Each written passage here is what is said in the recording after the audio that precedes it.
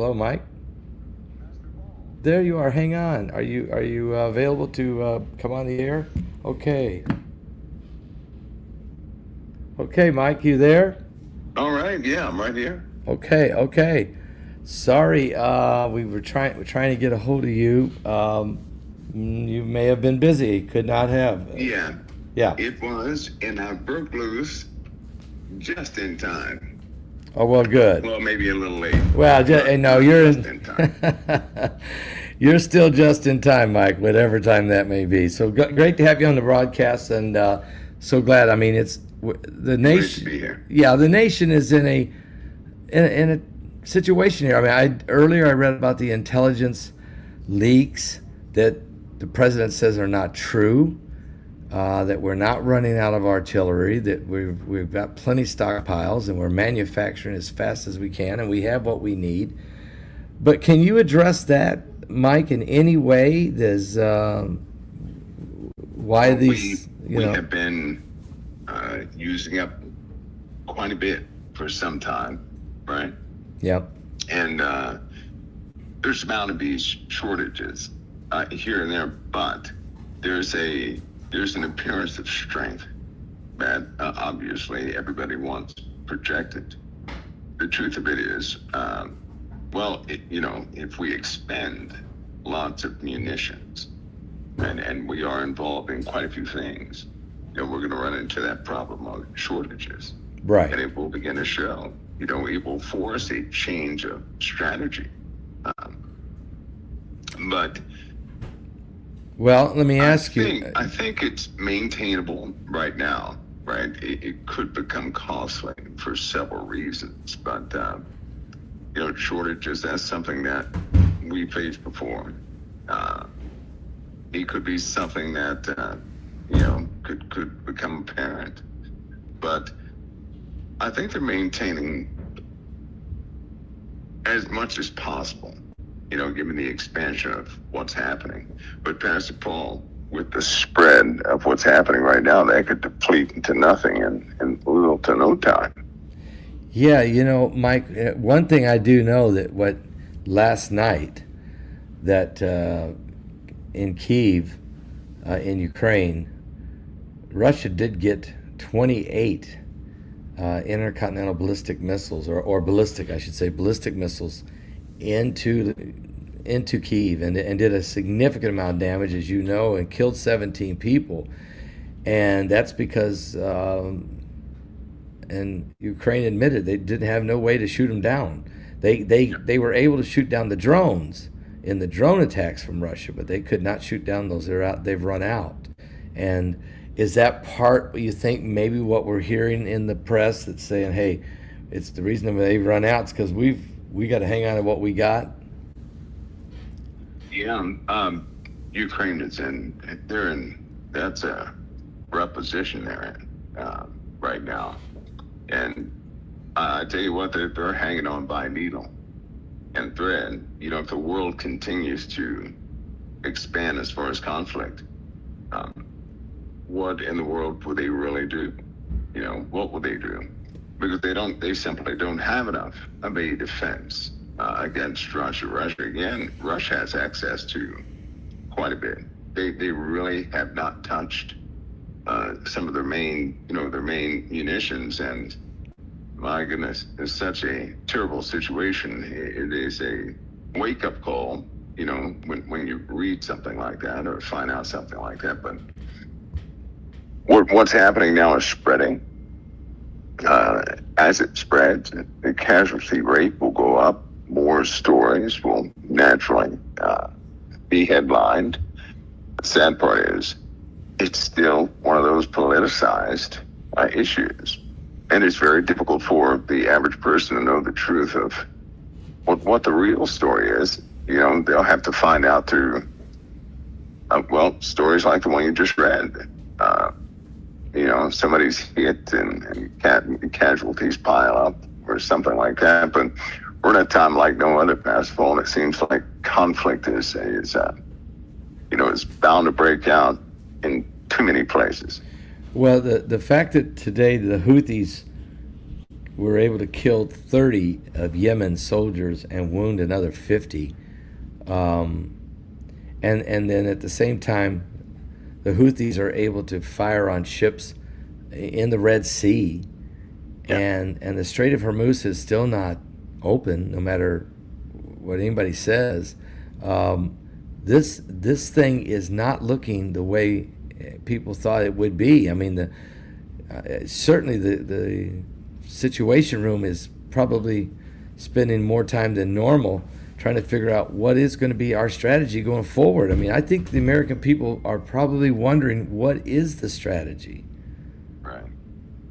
And it's, which is normal. But when you think of Iran, how in the world can that nation continue to cause such turmoil in the Middle East? What we're dealing with is not completely natural. To sum it up, right. It's not completely natural. And because there's no way a country like that could be holding on for so long if they had nothing, if they're defeated. If they're truly defeated, they wouldn't be such an issue. But what they're doing is spreading, Their ideology is starting to spread. And you have countries like Saudi Arabia jumping into the fray. Yeah. Other countries have to hold on to what they have. Hostilities are spreading like wildfire. It's only a matter of time before this entire conflict consumes just about every nation and goes to a brand new level. That's only a matter of time, a very short time it looks like, but a matter of time nonetheless. And as you're talking about these things, we realize that Israel is still getting serious threats out of Hezbollah in southern Lebanon. That doesn't seem to be ended. And so this, as you say, and you got to think that, how does Iran hang on? Well, they've got to be being funded now by the Chinese, maybe the Russians, and even the North Koreans, and I don't know, maybe others that are involved in this. I wrote in my book Revelation 9/11. I wrote about the vortex of evil. I call it the vortex of evil, and it seems like that's what it is. And Iran is proving that maybe they can't defeat the massive power of the United States Army, and the U.S. military, but they don't have to defeat our military. What they have to do is defeat our will, the American political system. And do you feel that while they're doing it from a military of terrorism on the Middle East and maybe Europe and even America, politically we got guys winning elections, communist and radical Islamist and super socialist, like, linked together. I mean, we are seeing this republic, the United States of America, seems to be in the most critical time in our nation's history. Am I wrong? Am I overstating this? No, you're absolutely right. And what's so sad is these people can't. For example, New York, some of the folks who just won the recent election, they can't win without the people, and the people are becoming sympathetic to the cause of Iran. That's wild. Can you imagine that? A free nation who is at odds with a nation of a different ideology, is the people of that nation, of the USA, are altering their ideology, showing massive sympathy towards our enemies. This is what we're facing. It's almost like the politicians are going to find themselves on an island where they and they alone believe in their own ideology, while the people are demanding change, but not the change in the direction of democracy, of a true democracy, but a full adoption of, let's go ahead and face it, a full adoption of an entirely different faith is the direction people are going. I mean, I know you're right, and it is kind of overwhelmingly stunning to me. But the Trojan horse approach during the Biden administration, especially when you 12, 15 million people, we don't know how many people actually came through the open borders. And out of that, we don't know how many of them were military age that came in out of the Middle East and out of Africa and out of Asia who have a total different approach on what to do here. It's almost like the Trojan horse effect is working. They're using social media. They're using they're buying up our churches and setting up mosques. They're preaching a different message, and they're not telling the American public how women are mistreated in Saudi Arabia, or how they're mistreated in Iran, or how they're mistreated by the Taliban in Afghanistan. They're not telling them how young girls are jihadi brides. This is being left off the docket. It's not being shared, and nobody's really, unless somebody brings it up, I guess me and you, how are they going to ever know? Yeah, it's something to see. We're getting to a time, first of all, that people are going to have to make a choice. They can either have the illusion of prosperity within an ideology that will end up being bondage and captivity, or they can stand where they are. And often when you're standing for something right, you're going to have to fight opposition of popularity, be it these popular ideas that swallow up the youth. Because the youth are rebelling. They're doing two things. They're rebelling against the current way of government, right? They don't want to be connected to it. I'm beginning to notice also anything that looks like how the government used to be or is right now, they're rejecting completely. Yeah. The young kids only see chaos. They hear chaos. There comes a time where they're going to have to put politics aside. Yeah. If the youth continue to hear this fracturing of our government, because let's go ahead and face it, government is not presenting itself as unified. They're presenting themselves like two parents arguing on a continual basis. Well, two parents that argue on a continual basis, that causes a broken home. Yep. And in this case, it's causing the children to want to have different parents, is what they're doing. So anybody who can offer them a home that is half as peaceful as what they're seeing now, they're opting to take. But what they don't know are the repercussions, right? They're looking for quiet or prosperity, that they're tired of suffering. What they don't know is that they're going freely into bondage. They are adopting these Islamic ideologies right here in America. This is the first, and I have to bring this down to faith. There are many rejecting the faith of Christianity, right? Simply because they believe it's the problem, and this is growing more and more and more and more. They really do believe that Christianity is the issue because of how things have been run so far. And so they're blaming that on Christianity or anything these people represent right now, speaking to those in government that are doing things that people don't quite understand. They don't understand that the border had to be shut down, right? Yeah. It had to be some sort of control mechanism had to be put in place. They don't understand that sometimes you have to filter through the people to get rid of those who are really, bent on destroying a nation. Right. They don't understand that process. They certainly don't know about the consequences of not doing anything. Yeah, I agree. Because they don't know they're adopting this ideology, this socialist type ideology in full, and that's what they're demanding. That's exactly right. And we're going to talk some more about weather in a minute here in a second, but there's a couple of things also, Mike. They can't figure out how in the world that Dr. Fauci can show up at Congress, give a 15-minute speech, and then can't answer one question 111 times. He can't tell us the color of the carpet, what day it is, what the color of his tie. And he's the face of science. He's the one that said, "I'm Mr. Science." And that's not setting well with the American public. If he's not held in contempt of Congress, I know that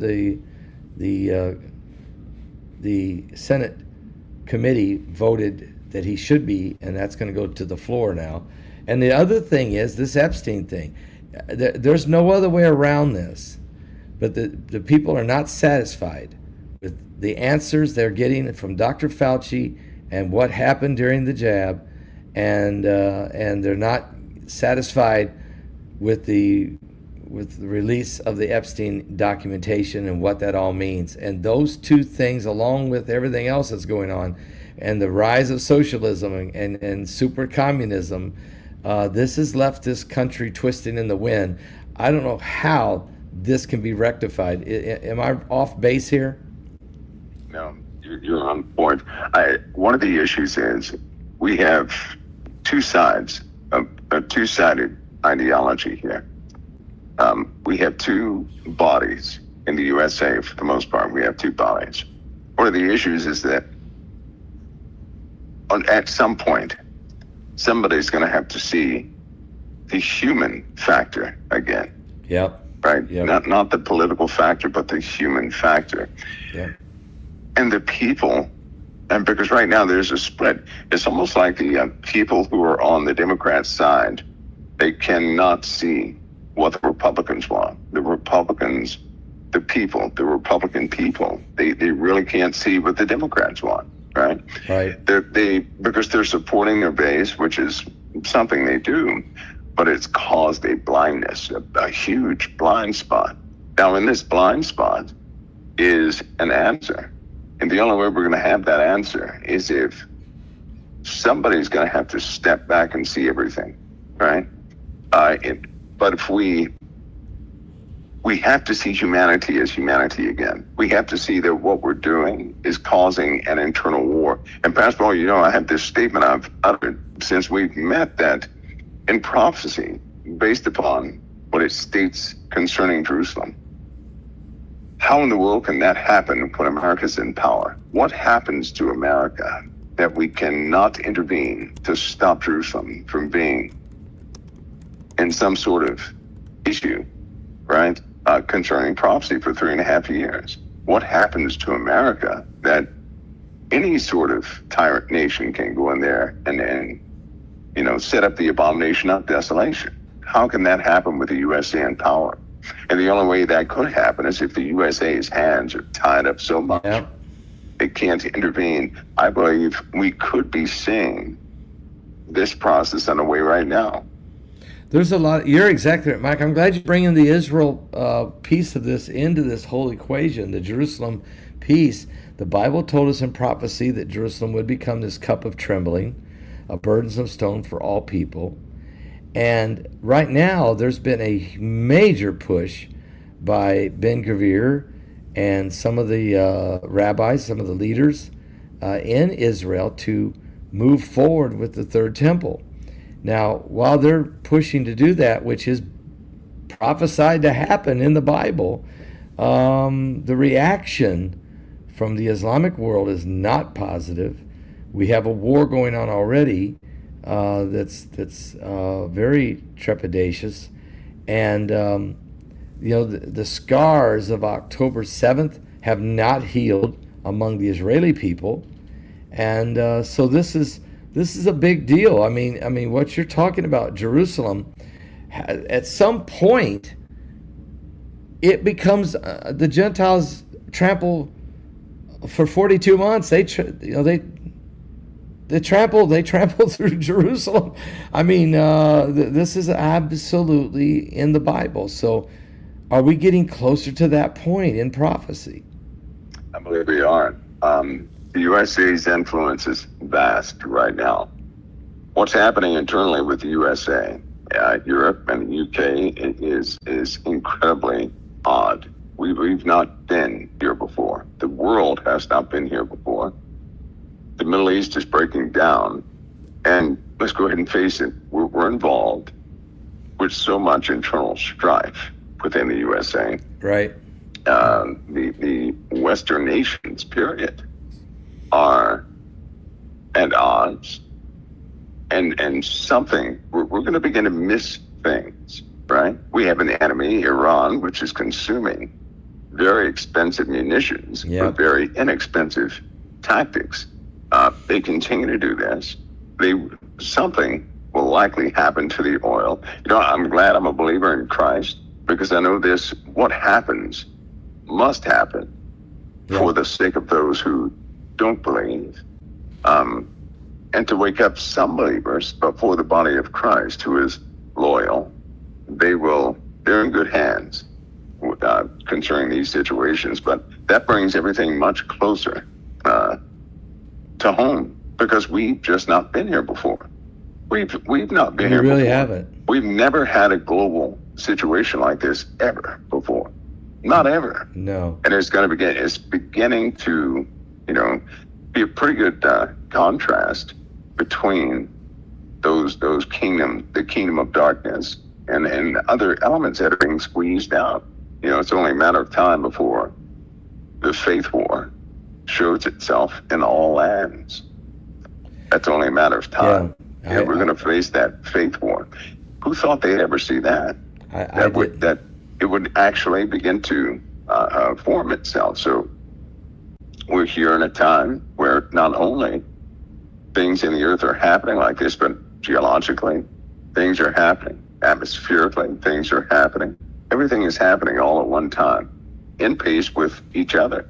Seems like geology is tied to these deeds of people, and as they continue to have these arguments and fallouts, and as some push for peace and others are pushing for absolute destruction, we see that same type of push and pull thing in geology also, with eruptions, earthquakes. Weather has gone absolutely haywire.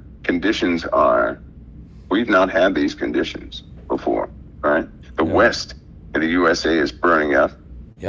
Spain is having a big problem. It's just, there's some obvious changes that people would pay attention that are unbelievable to the average person, but in fact, they are prophetic indeed. Mike, you're talking about some very powerful information here when you begin to compare climate and the geological changes and atmospheric changes, as you said, happening. The earth is groaning. The earth is moaning and groaning, and the wickedness among the people is accelerating. It's like, as you say, a combination. It's simultaneously happening, which is prophecy in the Bible. We're told that the earth will do this, and we're told that humanity will do what it's going to do in the end times. And we're seeing it play out exactly as Jesus made reference to it, and Paul talks about this in Hebrews chapter 12, that whatever is going to be shaken loose is going to be shaken loose, and that which remains will be that which is solid in Christ. And so we're in a big deal here. I mean, the sun is releasing solar flares. You're right. The fires are burning out of control. Canada, the West Coast, Spokane, Washington, Oregon, Northern California. I mean, we just continue to see these patterns. And now we're in a super El Nino year. The waters are about 3.1%, or maybe a little more, 3.1 degrees warmer than normal, and getting hotter. This typhoon's going to smash into China tonight in the morning, with tons of water flooding in Okinawa, Japan from it. There's more typhoons forming, and I don't know. Do you have any idea what kind of hurricane season are we in for in the Atlantic side? Oh my! Well, I do know there's going to be a disruption in the flow of the normal hurricane patterns. We're going to have a severe temperature change, which will some of the winds from Africa are going to act as a front. Some of the particulates of the Sahara will interrupt some of the flow of those fronts. That's going to cause big problems in the winter.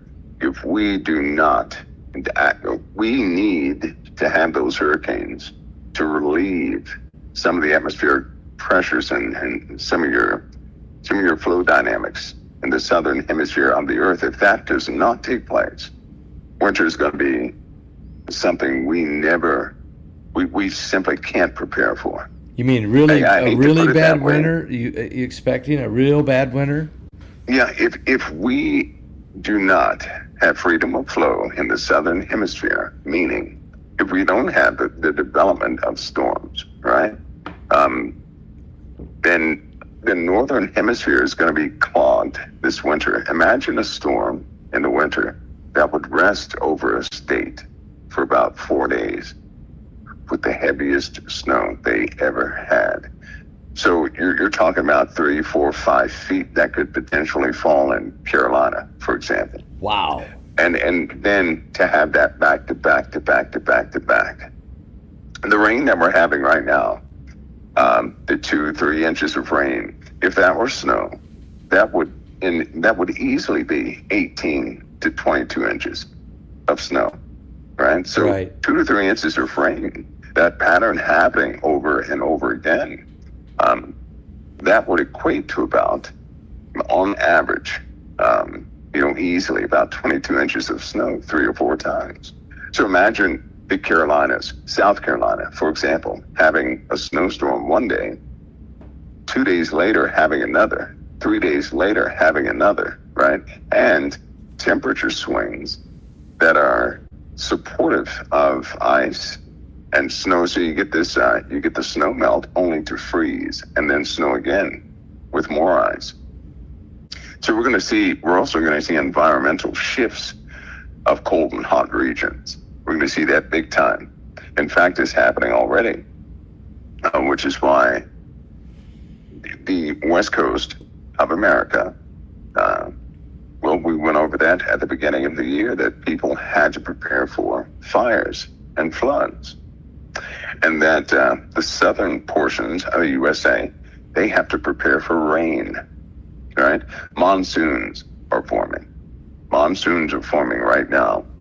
These patterns are indicative of the weather patterns that we're going to have during the winter time, with the same and worse conditions. And people are not prepared for that because there's no way they have anything to compare it to. It's going to be rough. Well, Mike. So hurricane season is going to tell the entire story. Yeah. If we have hurricanes and that pressure can be relieved, as far as the flow dynamics of the atmosphere, winter will be tolerable. But if it gets clogged up, so to speak, we're going to see that same pattern in the winter where storms stall over the USA, dropping unreasonable amounts of snow. Mike, also, while we're talking about these weather patterns and these changes, we have Ebola now. This is the second worst outbreak of Ebola in history. Over 4,000 cases, 1,800 people dead. That's a high percentage, which means this thing has mutated, and they admit that. But also we're hearing that AI now has jumped the rails and can now design and is designing brand new viruses. Now, I'm not talking computer viruses. I'm talking it knows how to make new viruses that could be used on the human race. Why in the and what I'm hearing is, and you can help me. You would probably have a better information on this. That AI, these are AI doing AI super intelligence. It's not being directed by humans. It is a super intelligence, artificial intelligence that's doing this, and is now working on. Is this part of the plan that AI wants to eliminate or do damage to the human race? When AI was in its infant stages, those who created AI attempted to warn the public about AI, but they knew the genie was out of the bottle. Yeah. You can't put it back in. For example, even if people right now are trying to stop AI, you have so many people vested in these data centers that are going up regardless if people agree with them or not. These data centers are in fact these huge nerve clusters of AI that are going up worldwide, which is making AI so much more smarter than what it was. And concerning viruses, back in 2011, 11, 12, and 13, you could actually order virus components to create brand new types of chimera viruses. And Anybody could do that. You know, anybody could ask a country who had the resources, or a country could ask a group of scientists from a different country, hey, can you make a virus that does, you know, A, B, C, and D? You can actually order the components. So imagine, because these level 4 laboratories and beyond have already developed just about everything you can imagine, and they put them on ice. Just imagine having a list of viral components that you can actually order, put together, making some super virus of which there is no immunity, because they have those two that they bury at the bottom of the sea, or viruses they have dumped in undersea volcanoes, right? So nobody else gets a hold of them. They have created things that they cannot stop. And there are viruses you can create that will simply just start to consume everything. We live in a time now where people can utilize AI. Has enhanced, by the way, the capabilities of these viruses about 700%. And I have to warn everybody about this. A common virus that humanity has an immunity to on the surface of the earth. They had an experiment back in the early 2000s. They took a virus to the International Space Station, a simple virus. This simple virus became 700 times more potent in space. Wow. Now just think about that. We're not talking about a new super virus. We're talking about a common virus became 700 times more potent in space. Now, can you imagine if, and here's a danger that we face right now and we have been facing. These experiments absolutely took place. Imagine if a satellite, if somebody on the ground were sick with a common cold or something, they're building a satellite. They put together the internal components. No human being is in it. It's a little tiny satellite. They launch it. It's out there in space. But on the inside, the virus is growing. It becomes 700 times more potent. Then that same satellite comes back down into the atmosphere and the core of it survives, which has happened multiple times. Right. Anybody who comes in contact with that satellite, right, is going to catch something there is no cure for. Wow. Think of that. Wow. And that's without, you know, intervention or creating some super bug. We've done that to the common cold because that scenario I just named to you is something that terrifies people right now. Okay, Mike, now as we're on that vein, let's talk about why in the world, I mean, I understand that they're telling us that SpaceX, that rocket, that part of the Falcon 9 crashed into the moon, which I find just incredible. But it hit in the Einstein crater, which I found that to be very odd. Are we saying that this was just total accident? That this was a runaway rocket that smashed into the moon and hit the Einstein crater? Or was that thing directed? And if so, what would be the purpose of it? Are we still working on a way to deflect incoming asteroids and maybe not Apophis, but maybe there's something coming, deep impact, something that's on the way that we've never been told about and probably never going to be told about, or why in the world would you run a rocket ship into the moon? Or did it just so happen miraculously crash into Einstein's crater? Right, miraculously, huh? Well, Pastor, there are so many things that people have no idea about. Well, let's put it this way. They're spending trillions in space, and not for communication. They're spending trillions of dollars. They're paying everybody they can get their hands on to develop, not to explode some asteroid. It would be justifiable if they were actually spending money to redirect some asteroids long before it ever gets here. Right. Because the only way to redirect something that is a world killer is to intercept it at least 5 or 6 years before it ever gets here. Now, that means they have knowledge of things 5 to 6 years prior to getting here, right? Yes. Because the only way to alter the trajectory of something so large is to get near it, 4, 5, 6 years before it ever gets to Earth. Right. If that were the case, and it is the case because they're building things, sending things into space, then evidently they know about some things. And they know about the window. That's, 4, 5, 6 years before it gets here. By the way, the year of those windows began in 2016. Really? Right? So they know of some things that are right around the corner. And it'd be nice if it were Apophis. But it's not Apophis. If you do the math, they have been desperately working on this before they even knew about Apophis and its final trajectories. So if it were just Apophis, great, we can do something about it. But no, they're working at breakneck speed and they're spending everything on it. And just to be, just so people understand, why is the public not being told? If the public knows we have an ability to intercept something 4 to 5 years before it ever gets here, other nations will say, why did you not warn us? And why can't we share the technology that you guys have? Because that goes into the military-industrial complex. Right. And the military-industrial complex is not going to suffer anybody to know its tactical advantage. They're just not going to do that because all these space-based initiatives deal with national defense. They can't do that. If the public knows, so does the enemy. If the enemy knows, then they're going to concentrate on stealing those ideas and plans. If that ever happens, the USA could end, the superpower status of the USA could be ended in less than a month.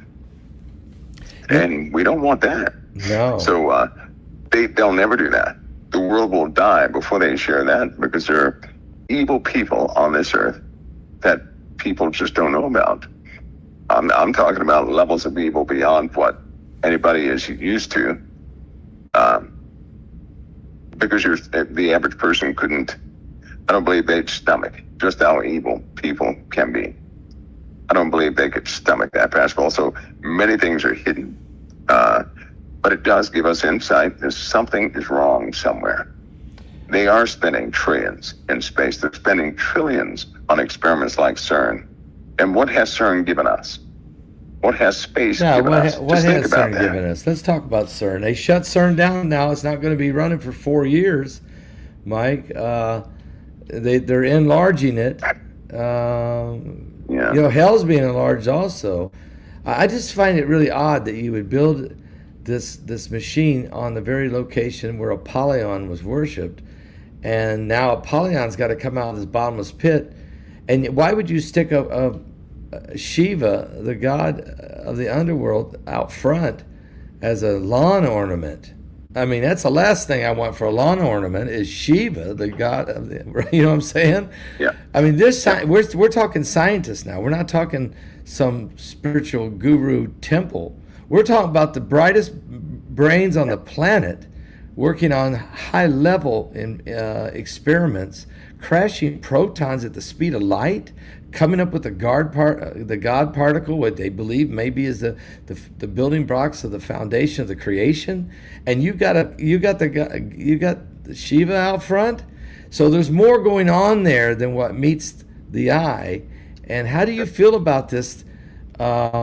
That they got to have this thing ready by 2030. Is there anything there? Yeah, first of all, I think it makes it obvious. Why is it that the greatest scientific minds are always involved in high-level esoteric things? Yeah.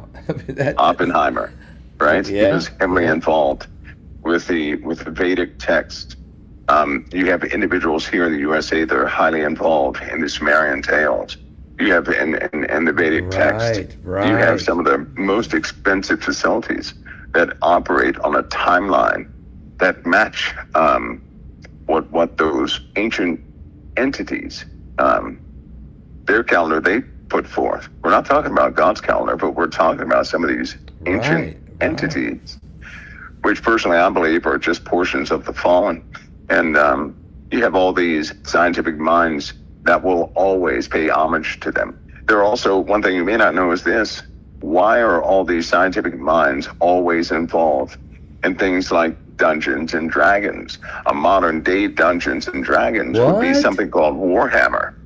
Why would you have all these people involved in these things? Warhammer. It's when you find out about these things, it makes it obvious that these high-level minded scientists are right at the door of Satanism. I mean, at the door of Satanism. Wow. They spend the money behind it. They have the money behind it. There is no money being spent that's not connected to Satanism. And I mean real Satanism, not some guru stuff. I'm talking about the real deal. Right. You're talking Yeah, about... so these guys are interested. What has CERN done for what has CERN done? That's what what I people want should to put know. together is that's part of an incantation to erect a monument to an ancient goddess is the first step, right? In appeasing that god or goddess. That appeasement is followed by ceremonies that must be public. Everybody must know about it. So the protests will not stop the incantation. See, if people don't agree with something, they can actually stop it. But if you put something in the public's face and the public says nothing about it, their quietness becomes their complicity with it. Yeah. In that case, because the world's not fighting it and they have knowledge of it, then these ancient entities, they're not going to be rejected and can utilize it. Whatever was supposed to happen has already happened. If CERN is going to sleep, they have achieved something. How about that? Yeah. They found what they were looking for. They also were looking at CERN, trying to see what they have done. But CERN has achieved one of the greatest breakthroughs in the modern times, and it has nothing to do with particle collisions. And it has everything to do with magnetism. Talk about that. Why is that one of the greatest achievements of all time? Magnetism. If you can control a magnetic field, a magnetic field is connected to memory, a magnetic field is connected to biology, a magnetic field is the key to everything. If you solve the components in a magnetic field, which they have not, and the only way to solve that is to make a huge magnetic field, begin to break it down, create something called memory magnetics. If you can do that, you're going to rule the world. If someone could create, for example, a piece of metal that could actually remember the magnetic field inch to inch of the atmosphere is looking through and could recall that, do you not know they could cause a physical... Now, listen, this is going to sound strange. If somebody could do that with the memory of magnetic fields, they could cause the influences of a missile to be real without the missile. Whoa. They could cause the memory of a missile to be real. The physical interactions, right, with matter that a missile has. The physical interactions. They can recreate the entire thing without a missile, with magnetics, and not have any material whatsoever. Now, a lot of people would look at something like that and say, well, that's magic. No, that's not magic. That's the control of magnetic fields. And if you could develop that, right, in order to develop that, you would have to develop one of the strongest magnetic fields ever. You'd have to create a magnetic field that surpassed Earth big time. And then you would have to jump inside that magnetic field and study it piece by piece to learn the dynamics of it, and then recreate it, because magnetic fields alter from moment to moment, right? Microsecond to microsecond. But if you had something that can map that magnetic field and you could recreate it, Pastor, you can cause something to come from nothing without the something. So imagine an invisible missile that is made out of nothing but the control of magnetic fields. Are we talking? You can't find something like that. Well, that's jumping dimensions. That's jumping time. You Well, could. no, well, think of it this way. Right now, the only thing holding your desk together, your house together, all your clothes together and everything else is a small, tiny nuclear force. That small, tiny nuclear force essentially is held together by light. That light has a magnetic field component to it.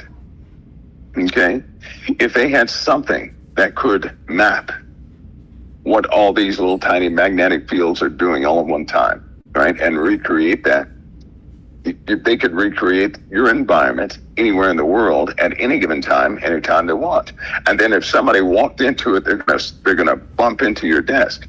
They'll slam into it just like they're slamming into your desk. Without having matter, they can cause the properties of matter to be real everywhere, right? So imagine if they did this to a vehicle. Imagine if they recorded the magnetic influences of a vehicle moment to moment, right? So out on the highway, they recreate this. Nobody sees anything. They send a car that's made out of this as it's replayed back down the street. That car would collide with every other car, but nobody would ever see anything because there'd be nothing there. Nothing there. So essentially, somebody would be able to create anything they wanted to have a physical influence in this reality, right? Out of absolutely nothing but magnetic fields. You're creating a new reality out of nothing. You're making something out of nothing. And that's what God did when he spoke the world into existence. He created something out of nothing. But you're saying it wouldn't quite be that, but it would be good mimicry of that. It would be right? it would be a shadow of it. Yeah, it'd be a mimicry of that. And whoever does that, right? They're gonna run everything for real. Yeah, because you can't find something like that. That's the most powerful. They could put up a wall nobody could see. That would be the most nobody powerful would be able to penetrate that wall. It'd be the most powerful invention in history. It'd be the greatest. There you go. There you are. There you are. Equation. Well, so CERN's doing a lot of things. They're playing in a minefield. They perfected magnetism at CERN. Yeah. How do you keep, Pastor Paul? Here's the deal. Are you ready? How do you keep one of the strongest particulates at one of the highest speeds to follow a line 1/1,000,000th the size of a human hair for miles, and it never deviates out? How do you keep that going in a small little tiny beam? You can only do that through magnetics. Yeah, this is beyond bending light. This is beyond laser light or some other type. Yeah, you're talking about perfect magnetics to hold something. To hold something in place like that, so it does not deviate beyond a specific percentage. You're looking at the beginnings of the perfection of that type magnetic influence. So we're going into another level here of this, the spiritual realm and the physical realm are intertwining now. We're crossing over into a different veil of reality, and that's kind of what God is saying, and that's why Christ is coming back to take us. The Bible says an angel put one foot on land and one on sea, and says time is no more. This is a whole new game. It's a whole new ball game now. The laws of gravity, the relativity, all of those, you throw them out the window. And that's what I'm hearing you say. You can throw all of the current understanding of how things operate, you throw it out the window. This is a whole new way. And so, the Bible says that when they were building the Tower of Babel, God said, he said, look, they have figured out how to climb into the heavens. I think that's more than just how tall the building was. I think it had to do with the scientific capabilities of energies. And are we about there again, that we can climb into the heavens, that we can surpass the laws of physics and enter into God's creative powers? I still think man is too far away from the Father's creative powers. I still think we're playing in a sandbox. The problem is The fallen angels who tampered with mankind were bound up, they were destroyed, right? They corrupted everything. And why? Because they directly affected humanity, right? Nobody else ever did that. Nobody ever altered God's creation the way the fallen angels did. And here we have it again. We have these scientists who are motivated by only God knows what, who are about to alter humanity again. I'll say they have been helping to alter humanity again. People have undergone something. There are already physical changes in the physiology of mankind. There are physical changes in mankind all throughout the earth, and that's been happening for the last 10 years. So they have yet again tampered with God's creation in a very foul way, in a way where people are going to suffer the consequences of what they have done yet again, and the Lord's going to put an end to it. So, like the beast when he calls fire down from heaven inside of all men. Okay, that's not impressive to me. If somebody makes a laser hit a building, that's not very impressive. But if a person could control something to a degree where nobody has a defense against it, and the earth is suddenly subdued through this demonstration of some miraculous looking technology, then mankind is in trouble again, right? And when mankind cannot overcome something, they just lost dominion of the earth.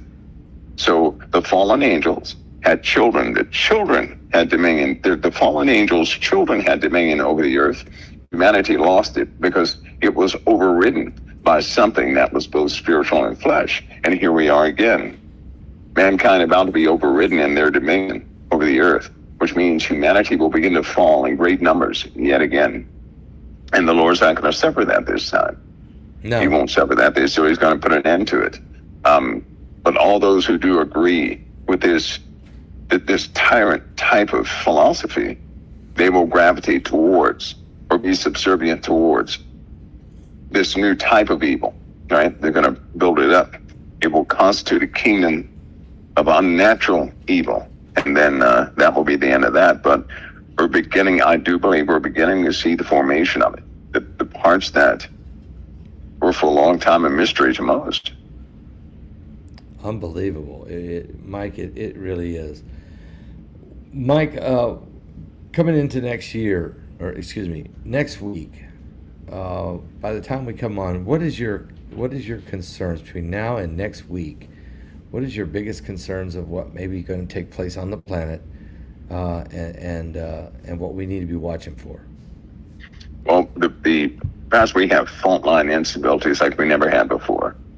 The coast plate keeps vibrating. That's a major concern for me. Of course, that's the champagne cork. It's starting to move. If people continue on this destructive path, the earth is going to face some sort of alteration, period, right? It's always going to go hand in hand with what humanity is willing to live with. If they're willing to live with the evils that are forming in this world, and because everything is public, and because people have that choice, and it seems like more and more people are willing.